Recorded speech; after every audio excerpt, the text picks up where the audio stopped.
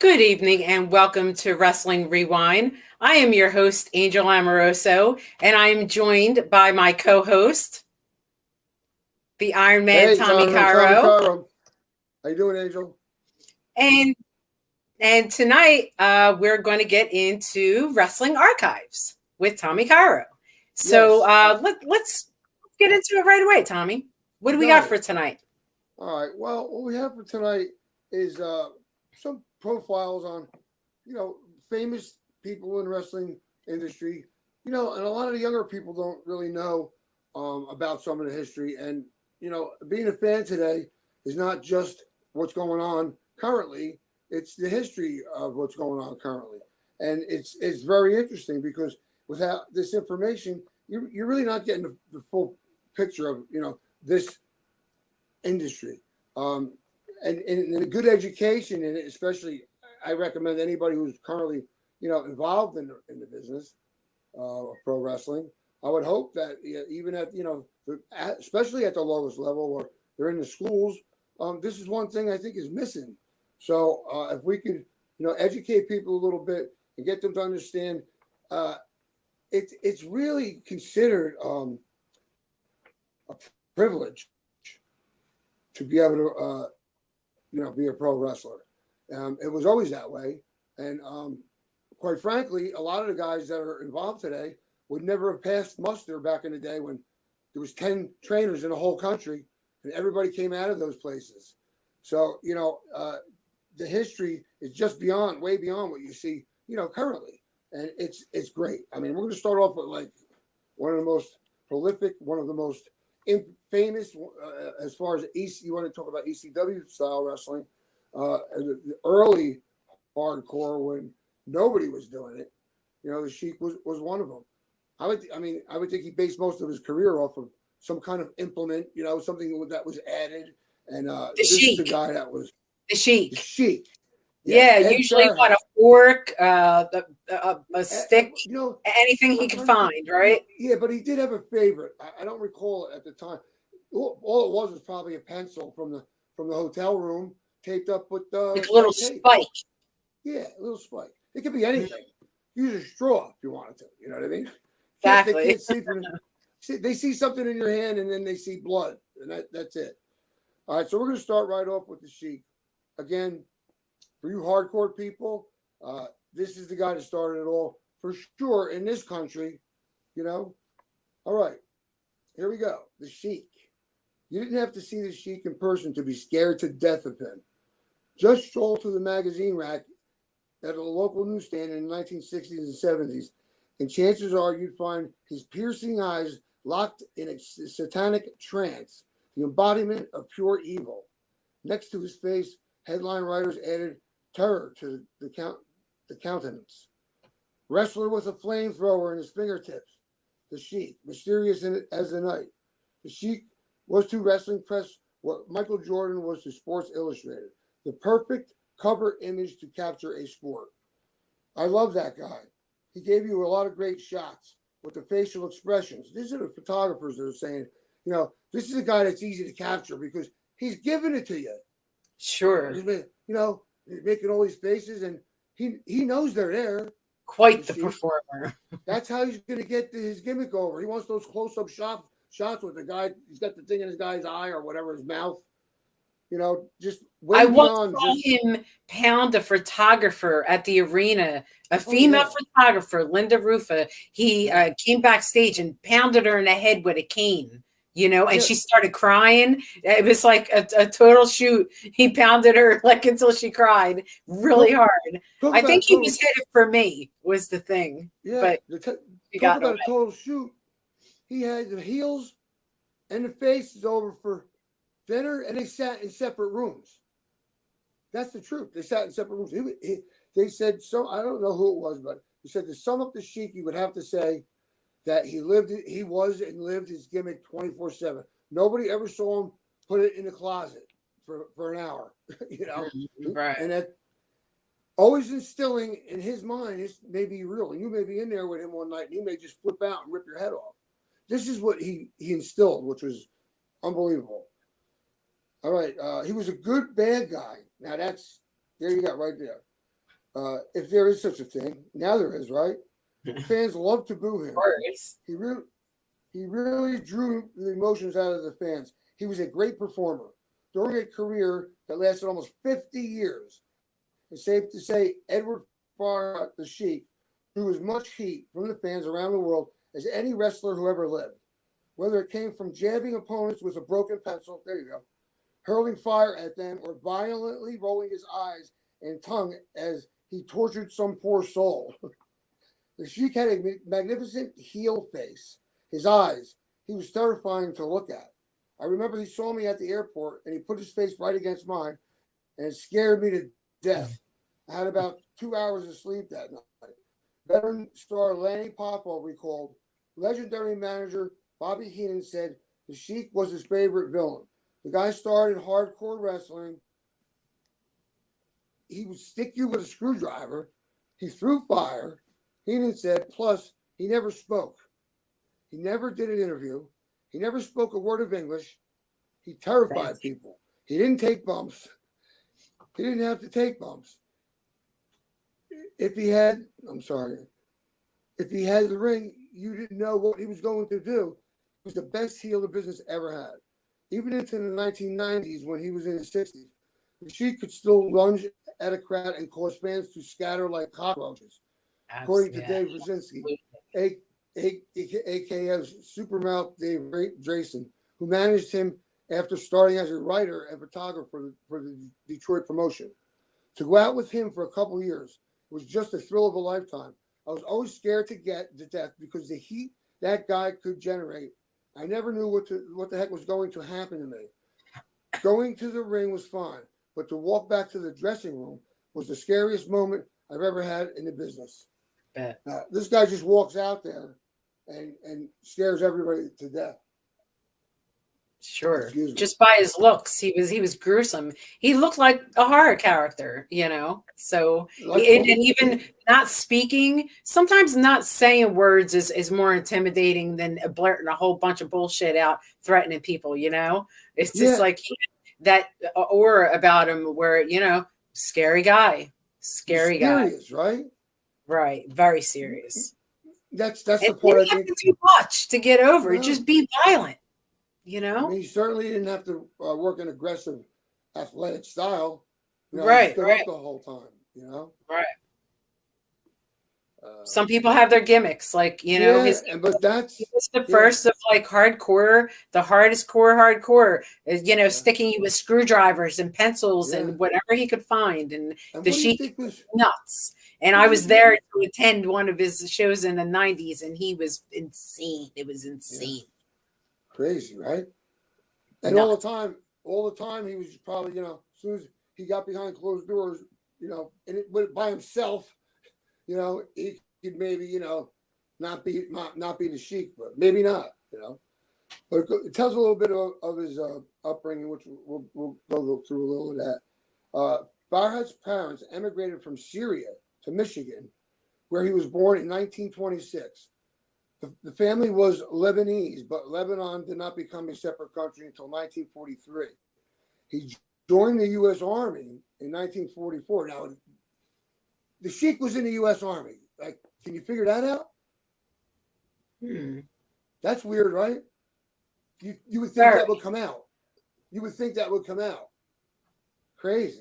From what I understand, is he's Sabu's uncle? Yes, that's true. Right. Yeah. He joined the U.S. Army in 1944 and started training after the war with promoter Bert Ruby, Detroit's office. So that was a wrestling promotion right there in the area. While working as a day laborer, with Farhad's vaguely foreign looks, Ruby started him out as the Sheik of Araby, a well-to-do Middle Easterner who incorporated Sheik and Sultan gimmicks that. I'm sorry, what is that? Well-to-do Middle Easterner who incorporated Sheik and Sultan gimmicks that had bounced around wrestling for years. Okay, so previously there were Sheiks, wasn't the first one. Sure. He wasn't then. Oh, wow. He wasn't then the bloodlust scoundrel that he would become. Even worked on the Christiani Brothers Circus in 1950 and 51. But televised wrestling from Chicago popularized his act, which consisted of attendant Princess Salima, his wife Joyce, adopting Farhat's mother's name, snakes, incense, and endless delay in folding his turban. So he made a big process of folding his gear, his garment. Okay. And he had a snake? Right? They have a snake with him? Snakes, like a snake charming act? Yeah. So, wow. You know how Sabu did? Sabu had the same thing with the girl that just died, Melissa Coates. That's the same gimmick. Did they have a snake? She was like a genie. You see her? No. Yeah. Did they have a? Oh, okay. I was going to say that would have been pretty elaborate, but yeah. Snakes, incense, and an endless delay in folding his turban. Chicago also appears to have been the breeding ground for his crazed look. Years later, Jim Lancaster, a local wrestler, I believe, who got his start in the Sheik's Detroit territory, listened to him describe his descent into madness during a talk in a Cleveland locker room. He said that a cameraman in Chicago said, "You know what you ought to do? You ought to go look at the camera and act like you're crazy and act like you're out of your mind and roll your eyes, that kind of stuff." And they got to talking, and he made a deal with the cameraman. "I'll be in this corner, and I'll do this expression." That's really where it kind of started, as I overheard it, Lancaster said. Through the 1950s and early 60s, the Sheik was a top draw just about anywhere he went. So wait, let's go back to that. So here's a cameraman who said to him, "Go over there and act crazy, and we'll videotape it." And that became his gimmick, because he was one of the guys that would come out, especially in Japan, where if you were to get hit by a wrestler physically, you would be blessed. So they weren't running away, the people. It's crazy. And he would come out and lunge like at the crowd, and the whole crowd would go back. So, that's pretty powerful. And that's what guys are missing today, is that the difference between a play, okay, and TV is that TV, we got the close-ups, we can see all the little stuff. A play, you have to project out, right? They have to see you because you're not right on top of them. It's no different than the guy would do a gesture where he would pick a guy up like he's gonna, or he would gesture, he's the heel. He would gesture to the babyface, point across the ring, and then he would make believe, like take a guy by the back of his pants and throw him over the top. He would do that physically, okay, mimic it. And then he would shake, dust off his hands. Like, I'm going to take him, toss him out, and I'm going to dust off my hands. I don't know if you've ever seen that, but that is something that heels did years ago. Drawing the people in because you're not right on top of them. Am I making that noise when I'm moving my hands? No, you're good. All right, so through the 50s and 60s, early 60s, the Sheik was a top draw just about anywhere he went. At no point was he considered a superior worker. We know that. But his matches emphasized violence and wild-eyed antics. Just one example, he started a near riot in Rochester, New York in 1961 by knocking out local favorite Elio DiPaolo, was like a Bruno type early, with a piece of steel after DiPaolo won by countout. Even piece of steel? A piece of steel. Yeah. Like some just random piece of metal laying around a building. I'm sure it steel. Underneath something. Right. Okay. It was tucked in the turnbuckle, tucked behind a turnbuckle. Good enough. Yep. With a piece of metal. Steel. Yeah, a piece of steel. Now, that's an innovator of hardcore right there. Yeah. Well, seriously. You might have just seen it laying on the ground. I've often done that, left the ring with a guy, and whenever I had a chance to grab something. Why? I'll tell you why. How are you going to drag a guy by his hair from one end of the arena to the other? He's going to let you do it? You got to be hitting him. Right. So you pick up stuff. And so you're right. This was hardcore before anybody said, move some furniture. Yeah. All right. A world champion, Lou Thesz, who had little time for gimmicks, said the Sheik had remarkable drawing power. Thesz came to admire his foe during his handful of matches. He was a terrific salesman. Fez said on WrestlingClassics.com before his death, once in Chicago, when I didn't buckle to his antics and wanted him to wrestle, he just walked out of the ring and didn't come back. He was a great guy, but not a wrestler. In fact, Eddie Farhat Jr. said the Sheik took refuge from Fez under a bus, prompting headlines that only accentuated the madman image. So, he lived it, and you never saw him out of character. And, he was scary, to say the least.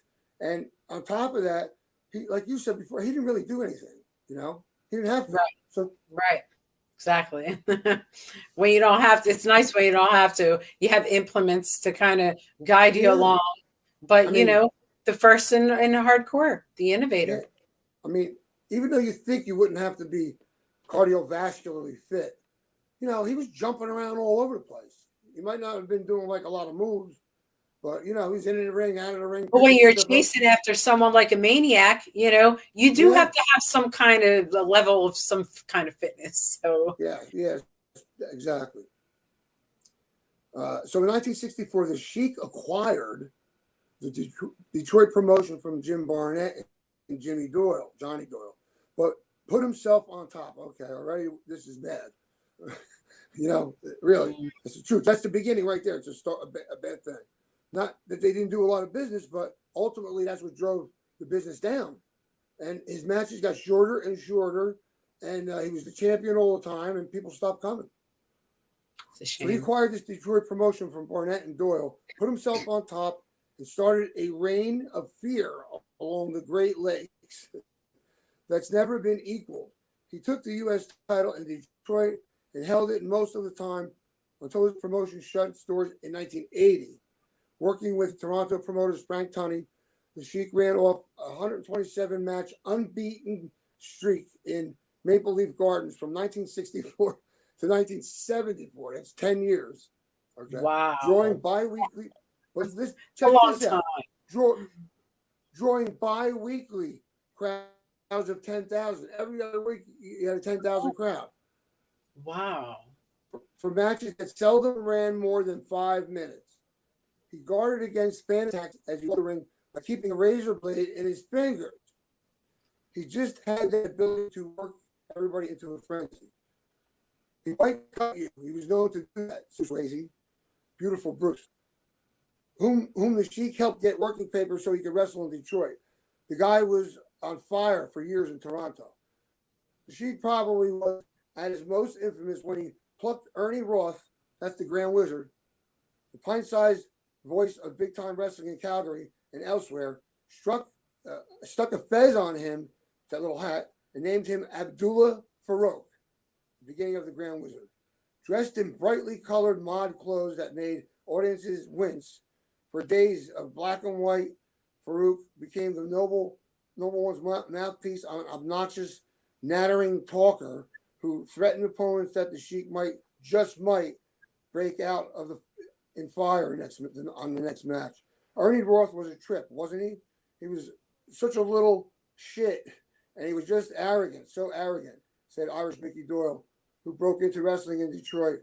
The first time I worked with the Sheik, we used to do TV in Dayton, Ohio, way back when. I think he slammed me 8 times in a row and then put the camel clutch on me. Then Ernie Roth comes in and puts the boots to me, this little 130-pound guy. He was a great manager, just that arrogance. Now, everybody knows, McMahon, he was the best. Ernie Roth, true story, he had a briefcase.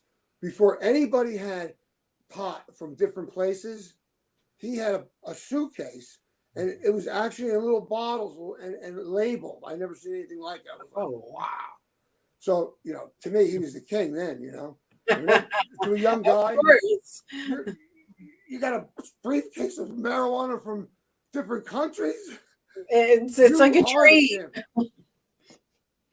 I mean, come on. And I'll tell you a funny story.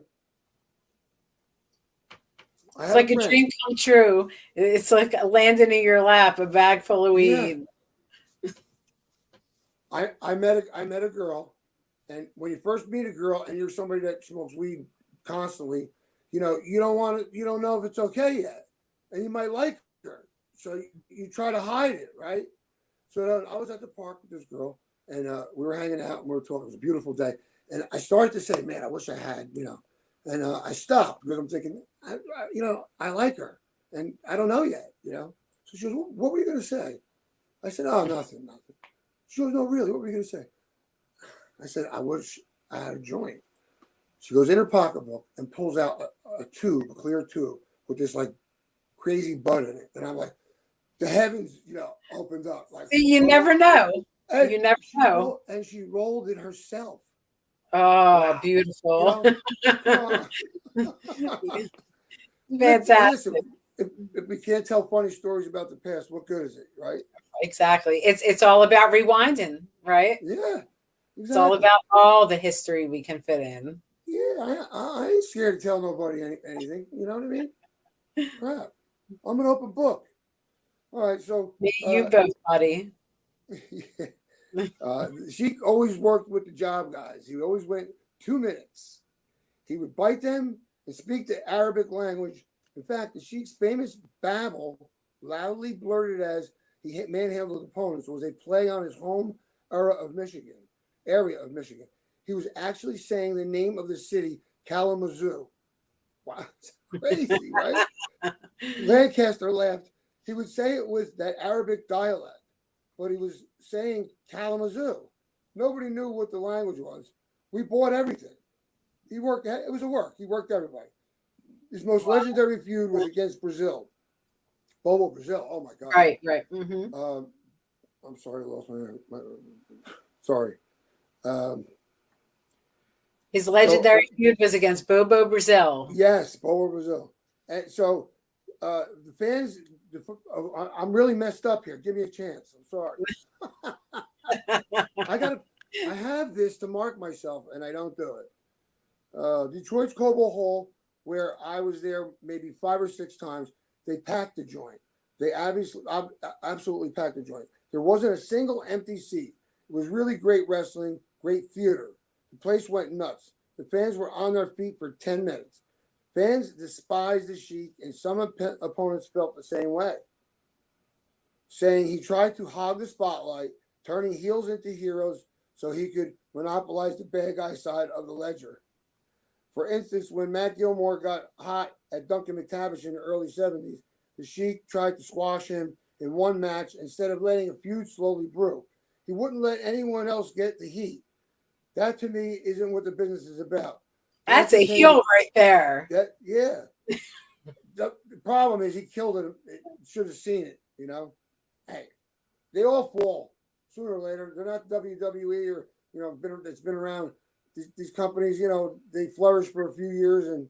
Yeah, we're talking about another time. Yeah. Here, so it's all different, But it was gritty, like it was, that's the element of it that when you went past the book stand and there's 8 or 9 wrestling magazines out and 5 of them have bloody images, you go right to it. I mean, it's just it's natural. I mean, when I sell pictures at an event and I bring some bloody ones and I bring some regular ones, I'm always out of the bloody ones first.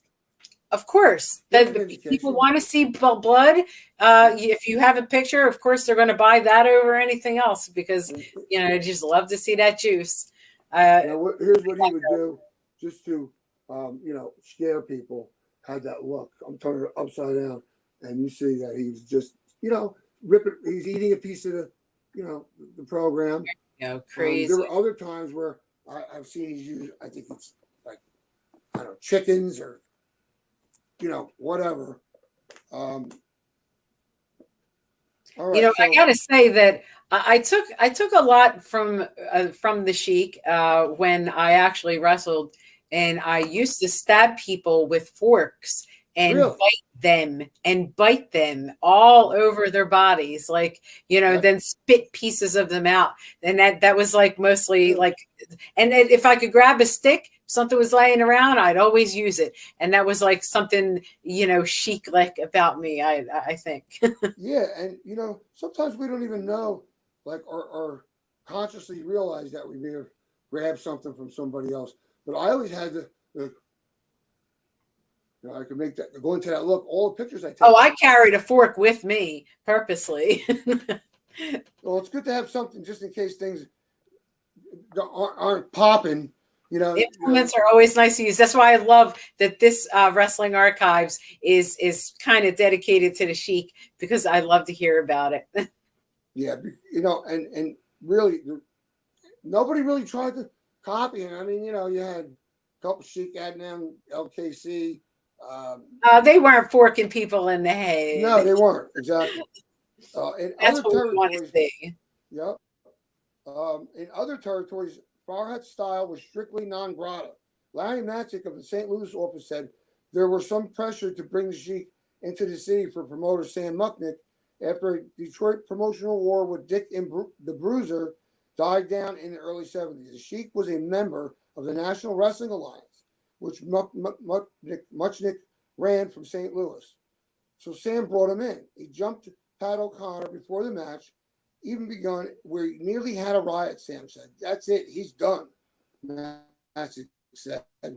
So that's one town he can't go back to. But that was part of his gimmick. Banned in so many places.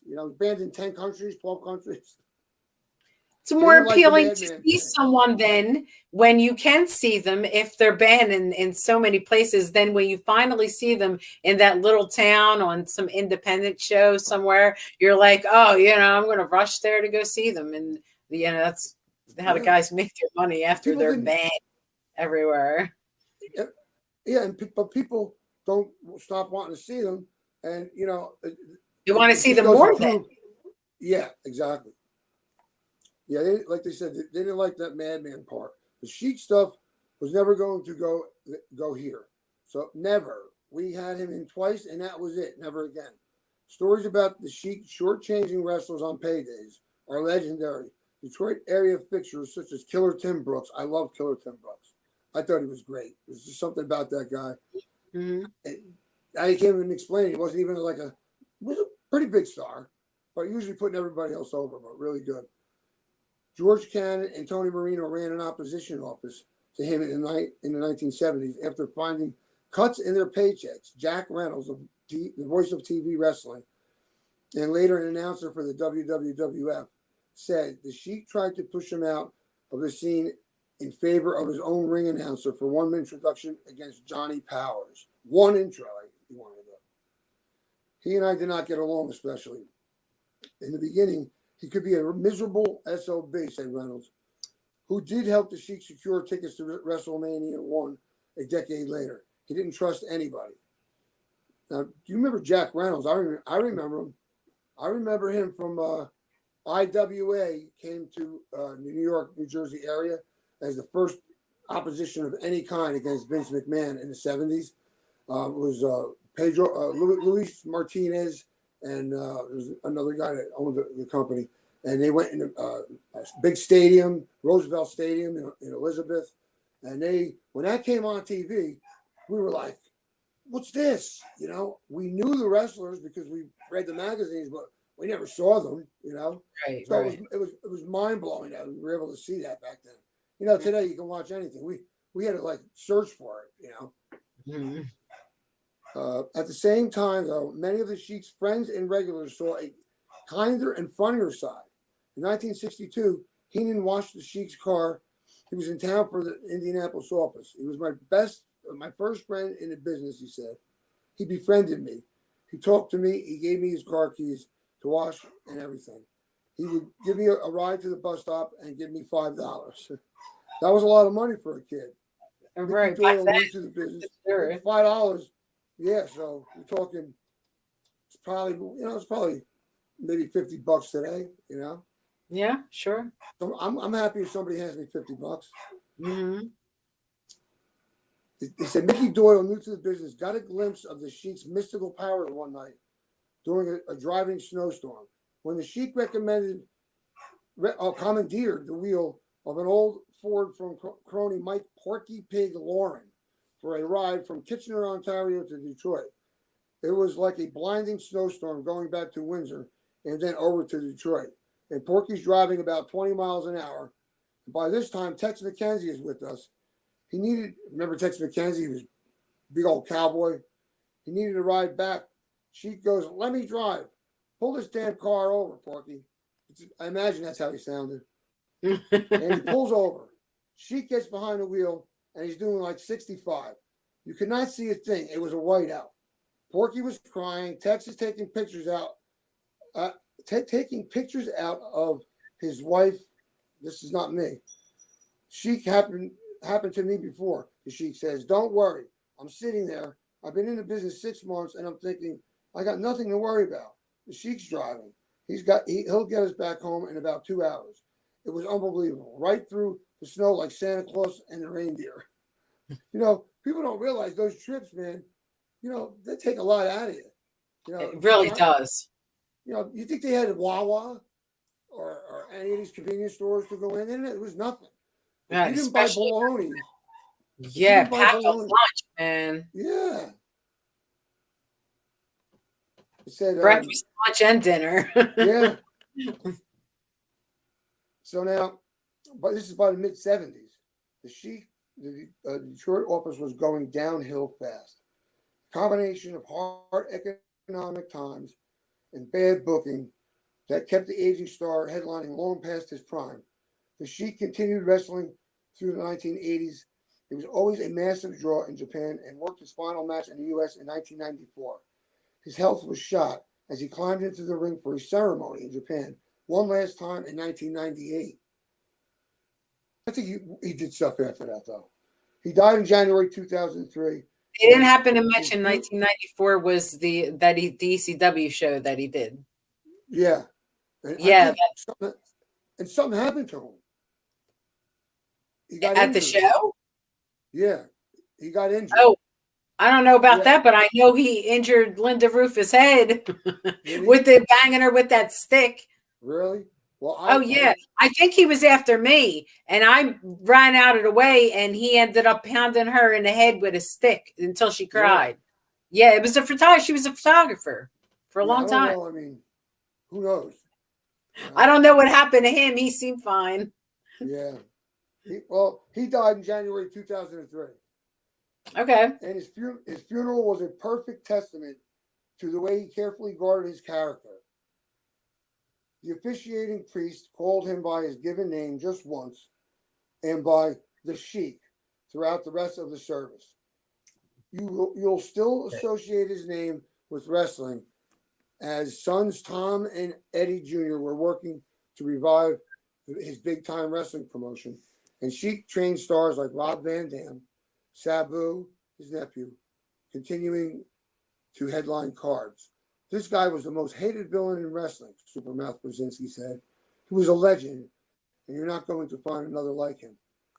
So I think it gives me chills sometimes because you don't realize like the weight that man, holds or held. So that's pretty cool. That was a really nice write-up on him.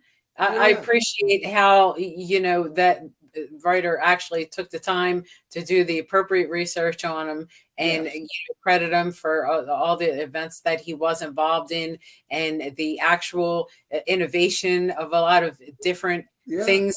It was just him at the time doing this stuff. So he was like a sideshow. Sort of say, and other people followed along after him later on.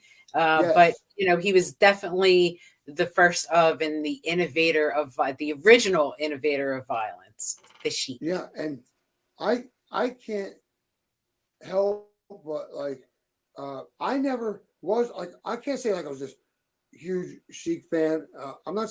I never really said that, but what I will say is that I respect the fact that he was able to make his own gimmick and wrestle the way he made everybody wrestle his way, which was one way, and I think as you would think that would be like, oh man, but I don't know, the way he was able to pull it off each time, you thought, oh, maybe this time he's really going to stick the guy in the neck with a fork and make him bleed out in the ring, so.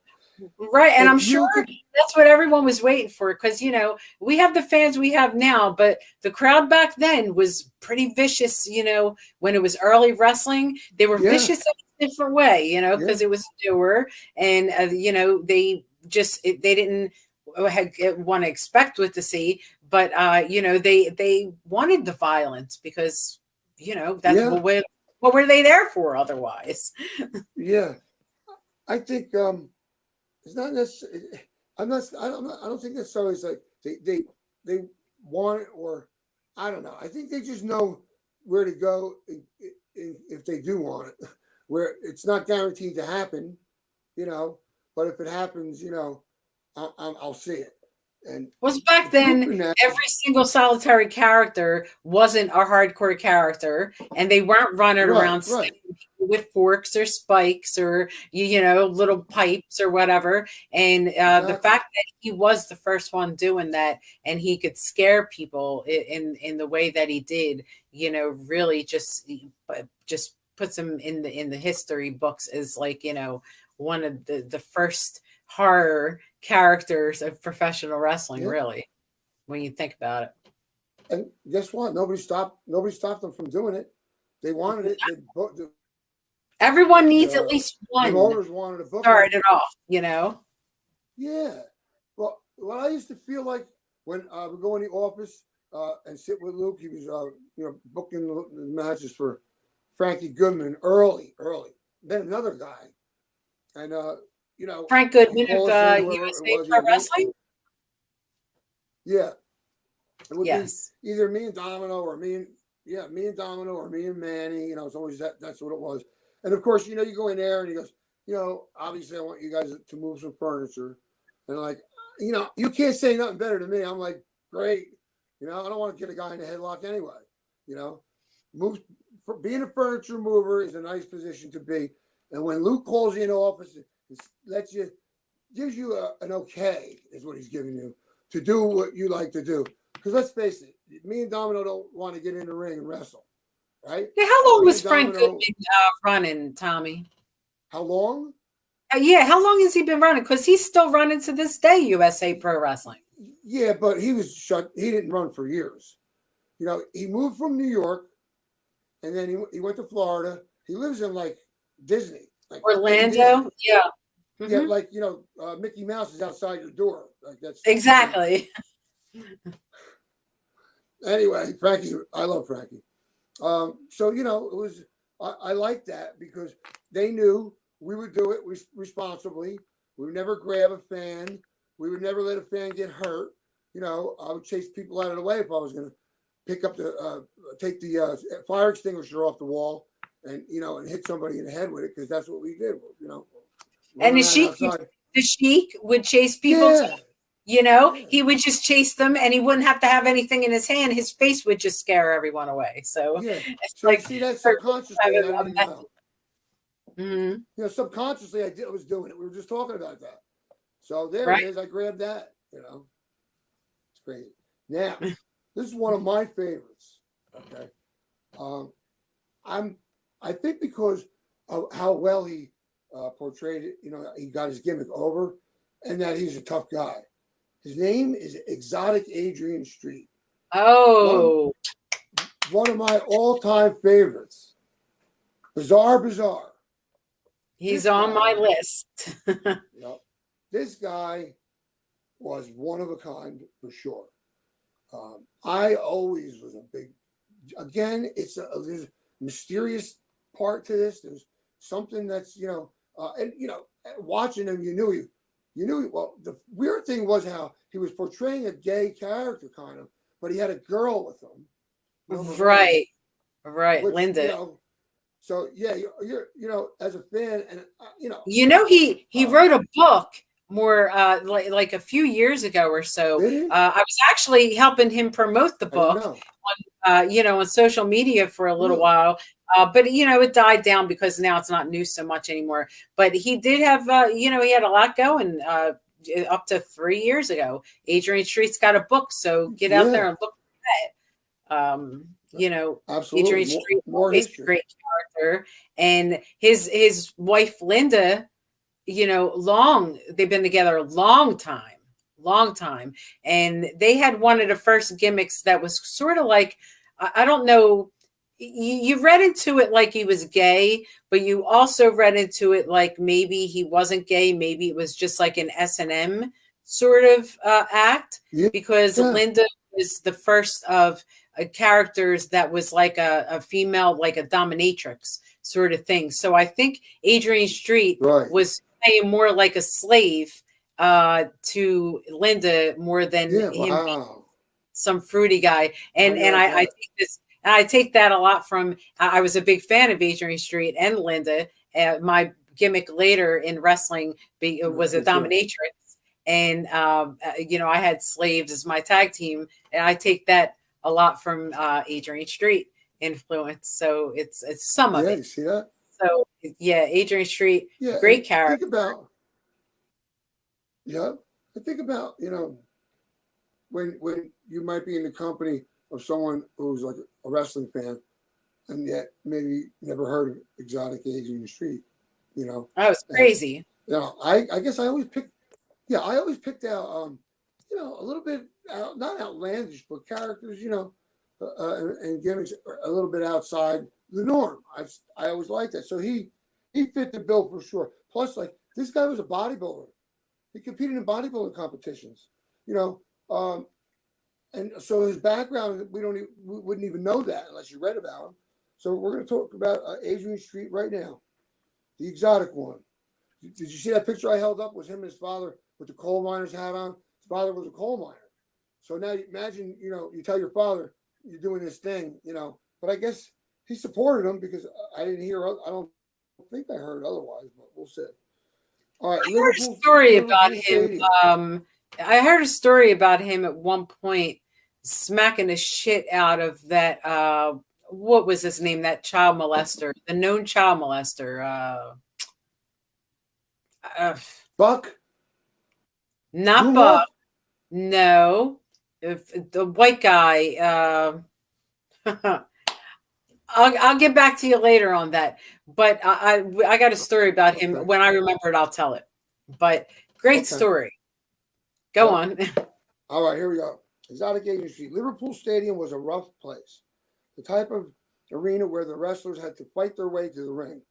It was not a place where Exotic Adrian Street found his recently recorded LP, complete with a fold-out poster in much demand. Conspiring with opponent John Cortez, Street decided to try something new. After parading in the ring in one of his fancy outfits, Fancy Dan outfits, Street saw that Cortez had a copy of his record. Now, this is, a record that Adrian produced. Though he usually tried to never acknowledge his opponent before a match, Adrian gave him a nod of approval for his obvious good taste. Next thing is he starts to rip up the poster into pieces and throws it all over the place. Street explained. He gets a hold of the record and breaks it over his knee, smashes it up, and throws it to the people. I'm screaming and shouting, going nuts. John says to somebody, "Get me another record." Oh wow! The people were running and lining up in bloody hundreds to grab records and bring it down to John. They were bringing them down, and he was breaking them. So it's part of the gimmick, to break the guy's records that he brought down here. He kept breaking the posters up and the records. I made more money that night than I had wrestling in about 6 months on the records, just to break the damn things up. Now I couldn't care less what they did with them. I was just interested in the money and getting rid of the bloody things. So recorded some little record. He probably had all these stacks of these things that they gave him, and it turned out that he could use them and make some money, using them as early gimmicks, selling them to the crowd. It was key to one of Street's philosophies about the business.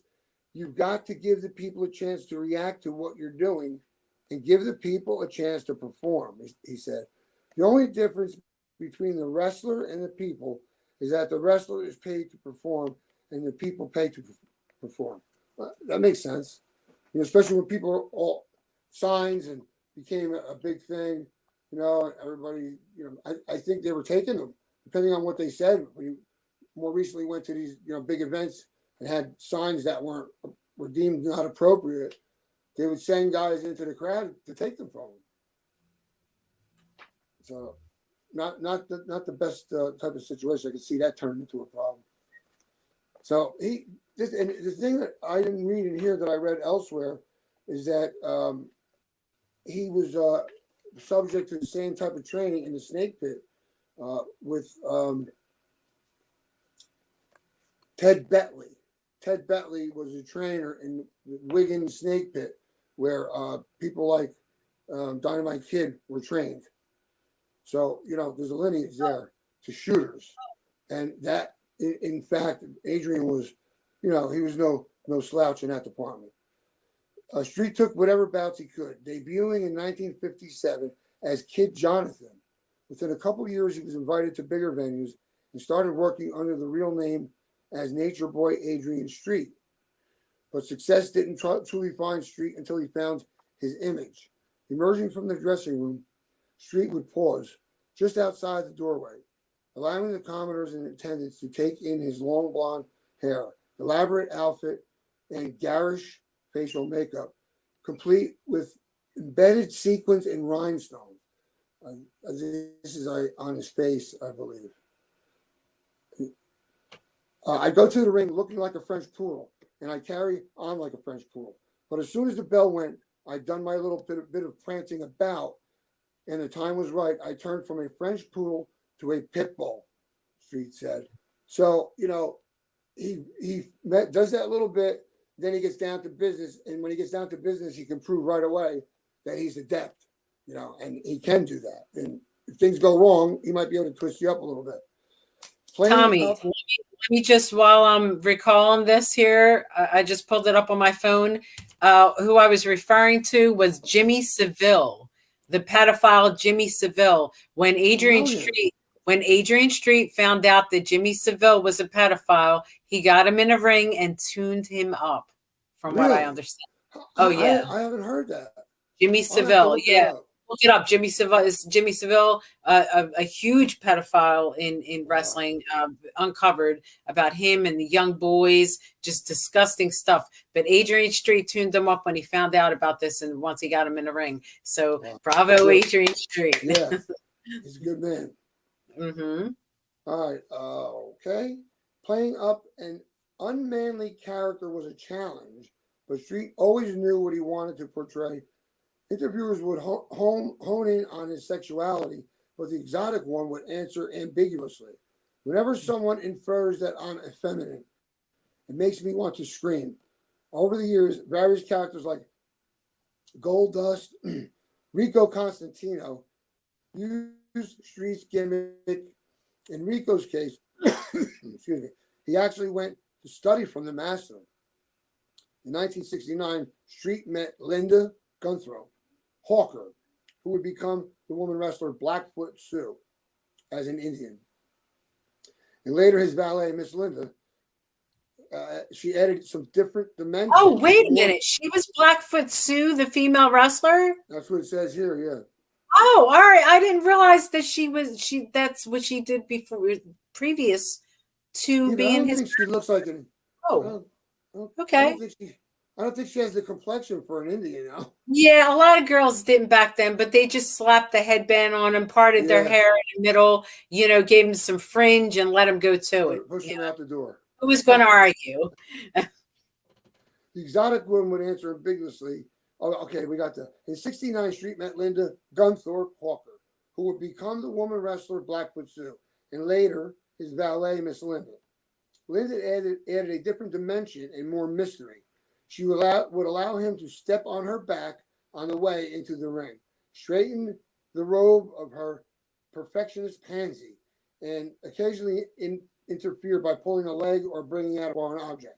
So, she was there to help him win some matches. She was a submissive mistress. Yeah. Switchable, submissive, dominant sort of character.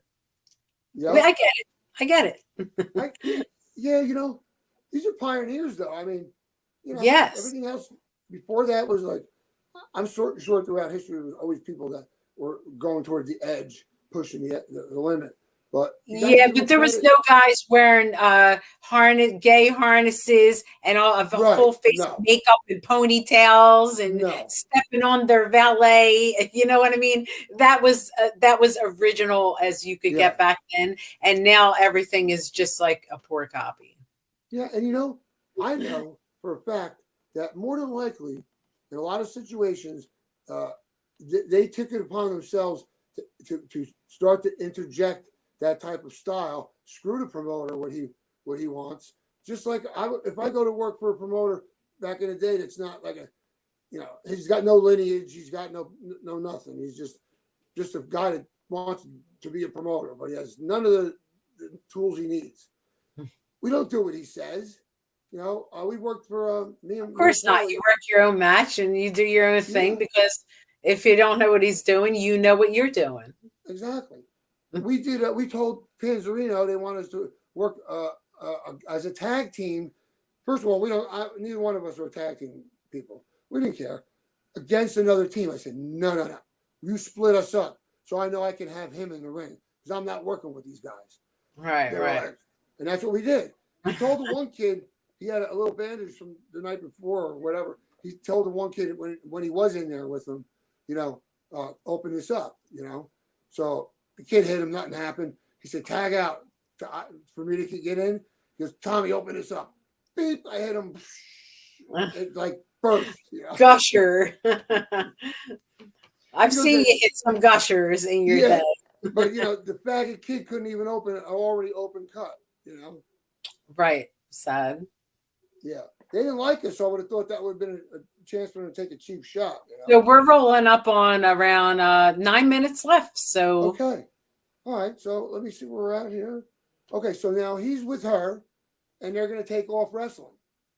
So Street and Hawk set off for the North American market in 1981, beginning in Calgary, then heading to Mexico and Los Angeles before finding a real home in the southeastern U.S. Promoters and bookers didn't always know what to do with him. Adrian would do anything for attention. He would have shown his private parts on television if he thought it would have done him some good. British promoter Max Crabtree, who was one of the big promoters over there. Boy, I can't see how they just completely lost my place. That's my eyes, I guess it is. Street has no problem explaining the nuances of what he was trying to achieve. My idea of a bad guy is possibly different than a good many others.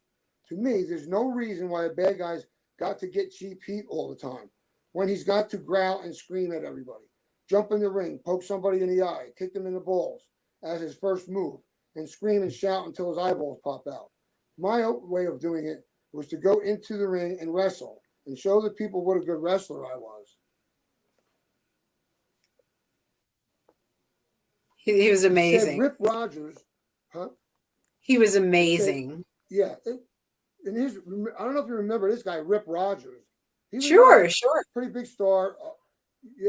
He says Rip Rogers was the heel in a year-long feud with Street in the Florida, Alabama, and Mississippi areas.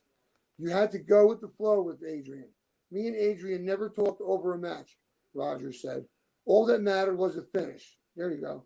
And what we were coming back with. The rest was all ad-lib out there.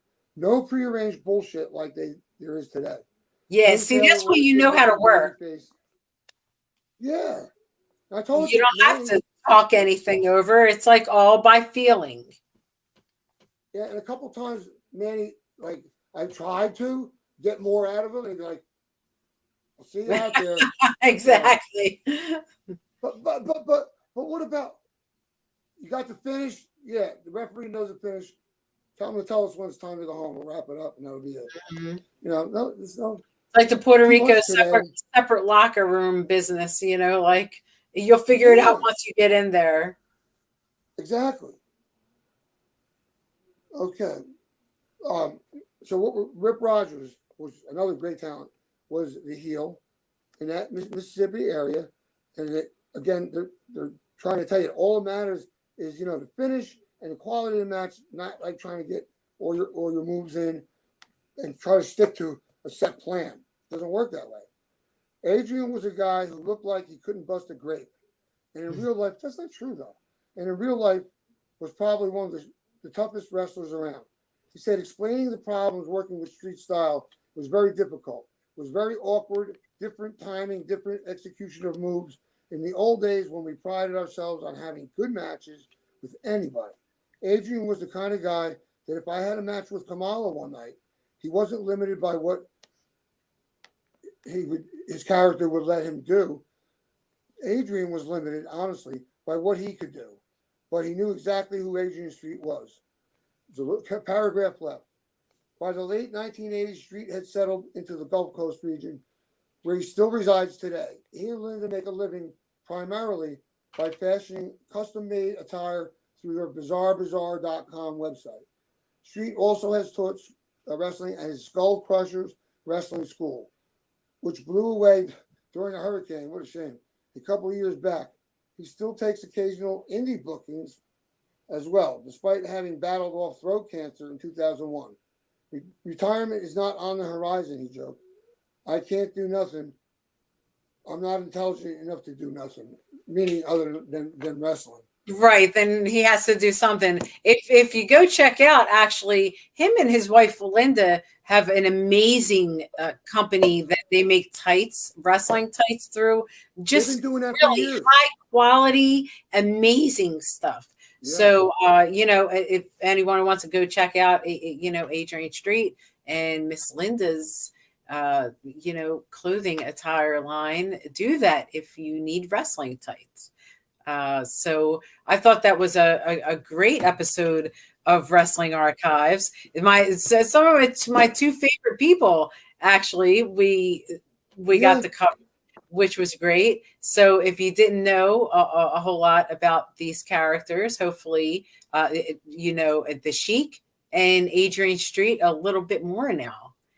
And that's our goal here, to just bring you back to the past and make you, if you don't remember, just rewind it so that we can re-educate you on the history of professional wrestling.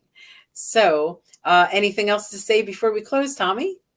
No, just that, sometimes the stars that you don't know about were so much more influential than the ones you do know about. And in reading like these excerpts, you get to learn that the further back you go, the closer you get to the originator. Okay, because everybody's done everything before, gimmick wise. So when you find a couple of people that don't fit right into a category like these, Linda and Adrian, I mean, they're just unique. They don't come around every generation. But that's basically what I'm trying to say. They came and went, and if you don't read about them, you won't know about them. And if you don't know about them, you're missing something, because this is the foundation that wrestling was built on. These are all the originators of the business and the history of our business. And if it wasn't for them, there would have been no us and no you. So just remember that. And thank you for joining us on Wrestling Rewind this week for Wrestling Archives with Tommy Cairo. And we hope you'll join us again next week. We are here every Sunday at 7 p.m. on the Monte and the Pharaohs Network. So please join us next time as I think we have an interview coming up next. So stay tuned for that. And until the next time, have a nice night and a nice life.